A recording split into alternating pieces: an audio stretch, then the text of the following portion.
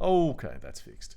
All right, so the note manager, so we've got some descriptions here. The note manager actor manages all aspects of this experience. The note manager communicates with the journal manager and tells it when a note pickup has been found, so the journal manager will show it in the player's journal. So this is what I've just described here. Interesting one here. So again, why do we do this? Why do we analyze existing games? Because this is what players experience in the games they play. And a very important rule, I guess, is to not reinvent the wheel. And we want players to know what we're doing. And we also want to understand what works. As game designers, why do something that doesn't work? Once we understand how these things work, we can then make them our own and make changes if we want to. So we've got here, because of the way the note pickup and note viewer work together, this is really important. The player has the sense they are picking up the note and reading the same object. Looking carefully what happens, the player interacts with the note pickup, which immediately disappears. So when you hit interact on the note pickup in the game, the note pickup disappears immediately, okay? So this is the timing we're talking about here. At the same time, the note from the note viewer slides up into view from the bottom of the screen. Now, interestingly enough, as a player, you're not conscious of that. What you think is happening is that you're picking up the note and you're picking it up from the ground and placing it in front of yourself. But what's actually happening in the game is not so much. It's actually not doing that. And as I've said here, the timing occurs in such a way to make this look like we've just picked up the note and are looking at the same note close up. It's a nice trick which works well. It is a trick. It's manufactured. When the player is looking at a note and presses the interact key, the player has picked up the note. Yes, that's what I just say. Okay, and also say so the note moves into frame from below the camera, and the background is blurred out, as to represent the bokeh effect, which is a particular effect where you basically get something in close up in focus and something far away out of focus. The effect with the note in focus and the background blurred. So when the player has finished reading and puts the note away, it moves back below the camera frame, so it's out of the shot. So that's important to know. If we're trying to create our own note system, it's important to understand how that actually works. So the note pickups are distributed throughout the game world. Visually, they look like pieces of paper with writing and or images on them. The player can collect notes and read them, which happens in the note viewer. When the player reads a note, its text also appears in the journal. The note pickup and note viewer work together to give the player the impression that they are interacting with a single object. So don't forget, this is essentially something that we would eventually want to give to a development team. So we're doing the analysis, the whole idea of creating our own player experience design. It's not an essay. So sometimes we do have things which are repeated, but they're repeated in a place and for good reason. The note viewer actor presents the note in a readable format for the player. When the note pickup is collected, it disappears and the note slides up from the bottom of the screen to give the impression they are reading the note they just picked up.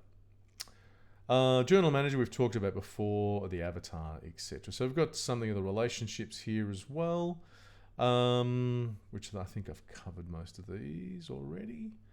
Okay, now we have the different levels, so we will just have a look at these. So first let's have a look at the note pickup. The note pickup act as a distributor throughout the game world, visually look like pieces of paper. So if you're developing this part, you may initially go straight to this screen. You're saying, okay, you're on a development team. Hey, today you're developing the note pickup. First thing you may do is go and click, okay, let's check that out. So you can come and have a look at the description here. So we've got that here, which I know we've seen higher up, but if you're just coming to this level, it's still important. Representation, so the visual representation is important again here. Note pickups look like pieces of paper sitting on the ground or another object, such as tables, bookshelves, etc. in the game world. When the player's reticule passes over a note pickup, the reticule turns into an icon of a hand holding a note, which indicates that the player can pick it up and read it. The note pickups are made to look like the same note, text, and or images that the player sees in the note viewer.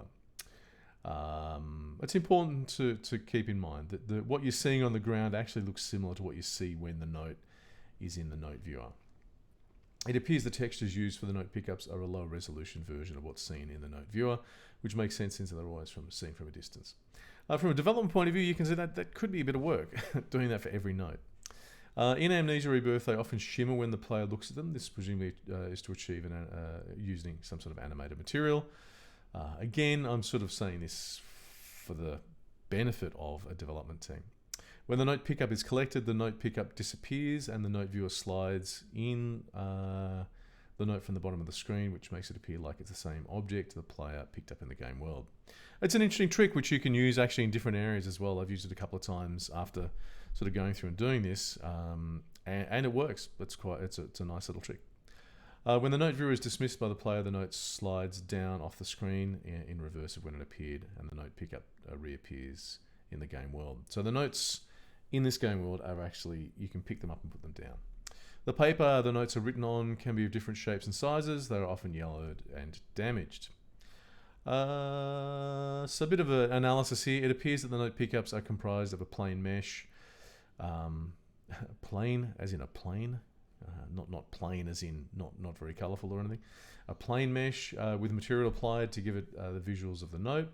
This can be achieved with different textures for each note, or done dynamically rendering text to a texture. You can do that. You can do that in the Unreal Engine as well, and probably other engines. The second approach will be more complicated but require less memory to hold the textures. There may be a selection of page sizes and shapes available for notes with various levels of yellowing and damage applied. Oral representation, a paper sound on pickup and put away. Okay, so this is, again, I've put this in this level as well. This is repeated from the manager level, so I'm not going to go through this again. We've got the relationships, which I've talked about. Story and aesthetics, visuals, old yellow damaged pieces of paper, sound of the paper being picked up. So that is the note pickup, and let's just quickly look at the note viewer. Finally look at the note viewer. The description, I have already talked about the note viewer, so I'm not going to go through and read all of these. We've got some examples here. So this is a screen capture of the text. This is a screen capture of the readable text. So this is using a layer, an overlay, and it's using readable text because, of course, that's pretty hard to read. We can also see here the different types of paper that we've got, again with the text. And we can also see the instructions that are on there as well, which is also important.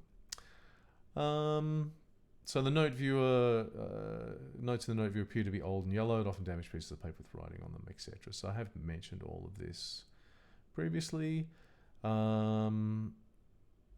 Same thing. So analysis, it appears the note is a plain mesh with a material applied to give the appearance of weathered paper. The text could be rendered outside the game engine using Photoshop or internally from textures applied to an existing paper material. We have the relationships and interactions there again. Okay, describing in a little bit more detail what happens when the player actually picks the note up and the note viewer, and we have kind of gone over that. Okay, so that's two examples, if you like, although they are very related, the note and the note pickup. Going through looking at designing, so I've gone really to the point where I now have I have documented the player experience design pattern, if you like. So I have the player experience part where I talk about the player's subjective response. I have the mechanics. Now this is the important thing to note. This is documented using game actors. This should be done in a programming/game engine agnostic manner. We're not trying to preempt the technical team's decisions in how they want to program what we're putting together. So I put it together in a designerly way with a knowledge of how games work and with a knowledge of how programming works, but with really trying not to preempt what the classes might be, etc. And within that, we're actually capturing the player activity and the dynamics as well in the same way. So we have encompassed all of this here, and we've recorded it in a way where we've talked about, we've captured the player's subjective response. We've also captured the mechanics where we could potentially give this to a design team and get them to build it. In the next video, which will be next week, we'll go through and have a look at the next step, which is taking what we've got, the design patterns we've described here, and making them, putting them in, updating or changing them in a way for our own particular game. So we'll do that next time. I'll see you then.